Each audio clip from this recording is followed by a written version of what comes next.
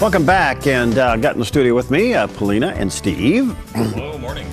We came across an article the other day that kind of jolted us all, and something that's happening in Europe. And choosing your gender, parents are pretty upset in Europe, where they're asking their kids as early as 4 to pick the sex that they most identify with at the age of 4, and where this may lead. And needless to say, this has stirred up a lot of things. But you found a video that kind of helped us explain this video. Well, we've had a lot of stories about, you'll take a camera on campus and you'll ask students what do they know. Sometimes it's American history, and you find out they don't know as much as you thought they should know. Right.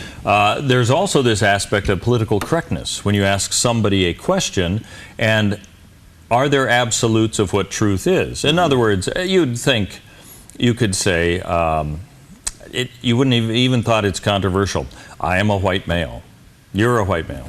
You're a white female. Mm-hmm. Somebody else might be, a black female, an Asian man. Well, now these are becoming questions that people on campus are having a hard time actually saying because they think they may offend somebody.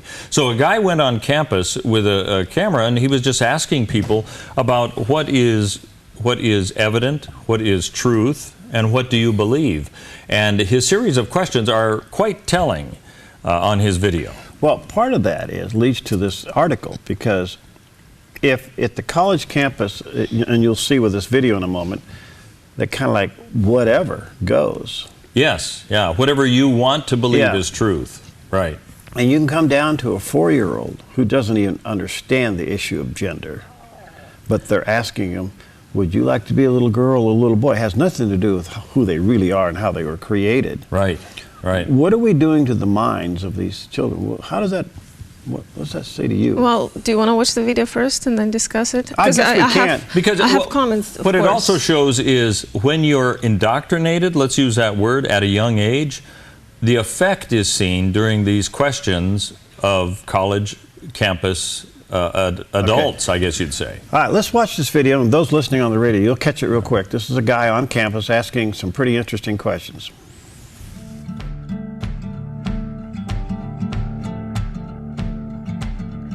There's been a lot of talk about identity lately, but how far does it go?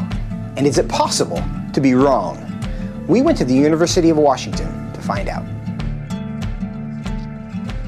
Are you aware of the debate happening in Washington State around the ability to access bathrooms, locker rooms, spas based on gender identity and gender expression?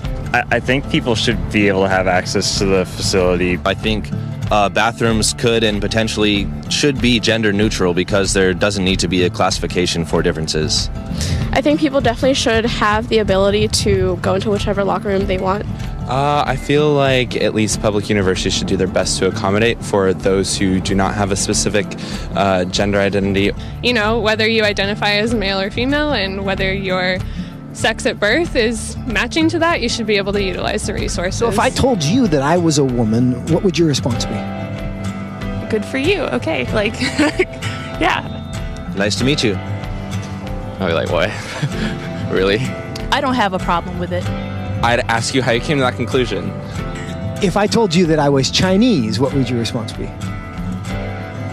I mean, I might be a little surprised, but I would say, good for you. Like, yeah, be who you are. I would maybe think you had some Chinese ancestor.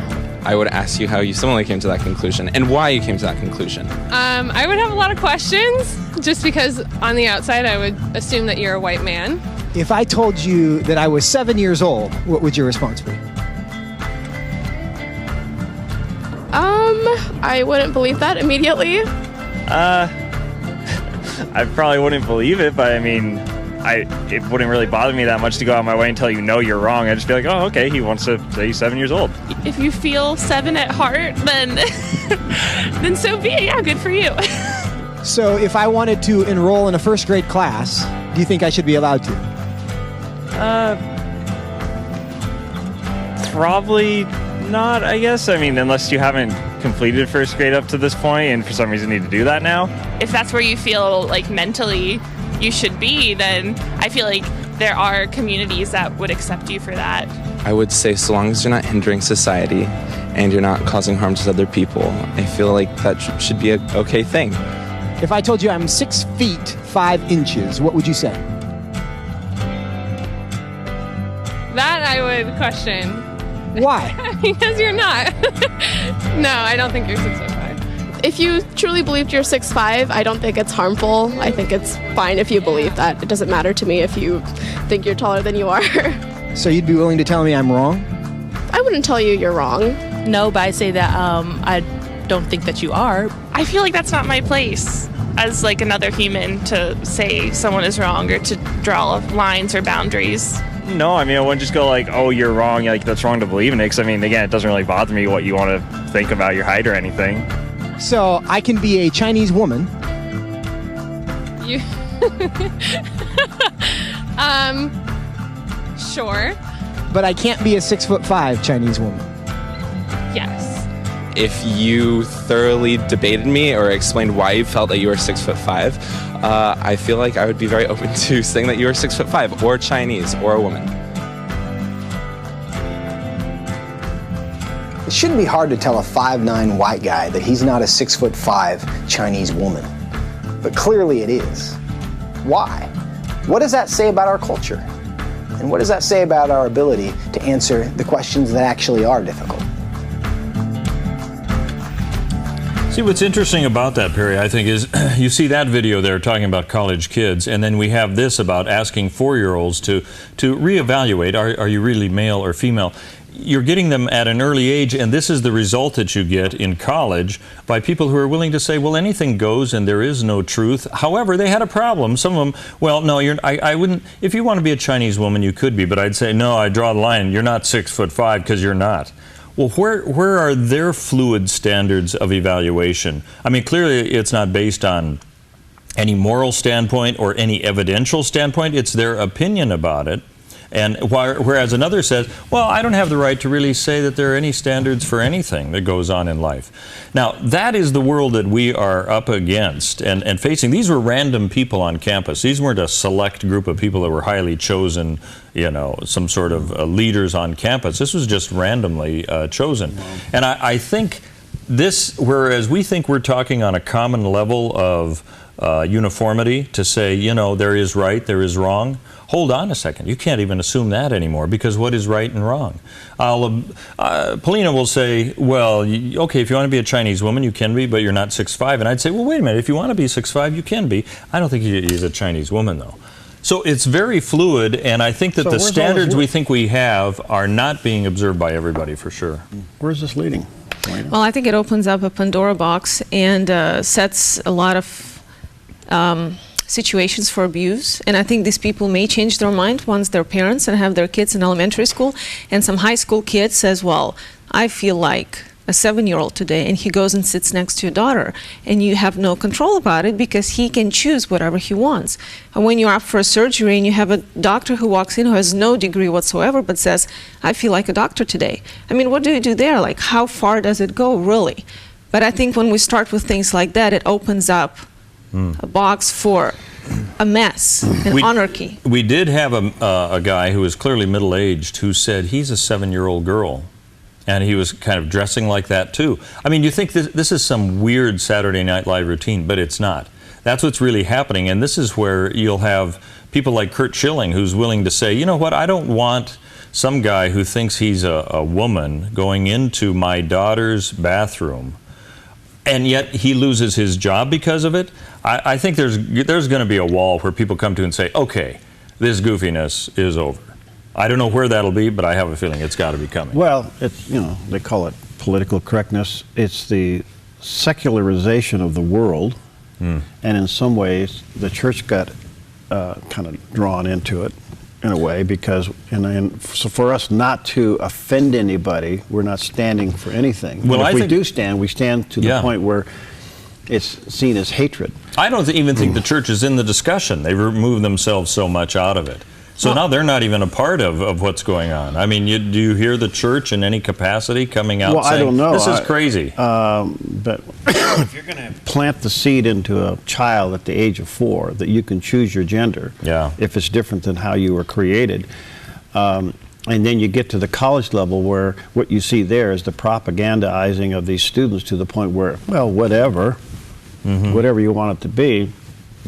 Where does this ultimately lead? Where is this ultimately going to go? I mean, it's now in the presidential race.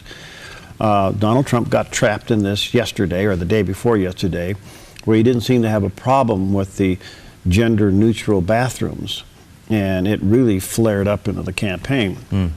So if what seems to be normal, again, we are so taken by all this that we can't even speak the truth, but we can't even say normal morality, because what is normal morality? It's been redefined right underneath our nose.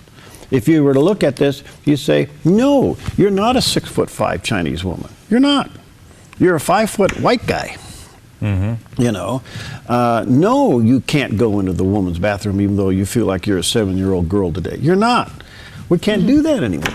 And a lot of it starts in the family, and we've seen how the Institute of Family has diminished and has been destroyed over the years, where kids can do whatever they want. There is no discipline, and I know so many parents, Christian parents, who would say, well, my child doesn't have to go to church. He can choose his religion when he's 18. Come on, people. I mean, you choose the medicine for your child when he's sick, and we've seen people going to jail for not treating their kids for medical purposes, but then everything else is slowly becoming the child's choice, and I think it's ridiculous to tell a 4-year-old to choose his religion, his medicine, his gender. I mean, what else are we gonna? Are you a human or are you a bird today? Yeah. I mean, seriously. And you know, the Bible verse, the Old Testament and the New Testament are so applicable. Train a child in the way he should go, and when he is old, he won't depart from it. But if you don't do that training, like you're saying, well, you're going to get whatever Pandora's box results from that. Well, the other part of this, when I read this article, this is, by the way, happening in England, and I'm thinking, you know, this is what they call soft socialism. No, it's hard socialism. You can't offend anybody, you know, and the state steps in and makes the definition for you, or redefines your definition to the point where you're on the outside, they're on the inside. And that's what's happening underneath our nose. It's a very disturbing article. You may want to Google it, take a look at it. But fast forward from 4 years old to college, and look what's happening on the college campus, where there are no boundaries, there are no lines, everything's a big blur. And so, anyway, a little bit of a chat. Coming up, we're going to talk to Brian Platt and where we are with that petition drive, coming up in just a moment as Focus Today continues. I'm Polina, producer of Focus Today. Thank you for watching this video, and make sure to check our other videos at theDove.us.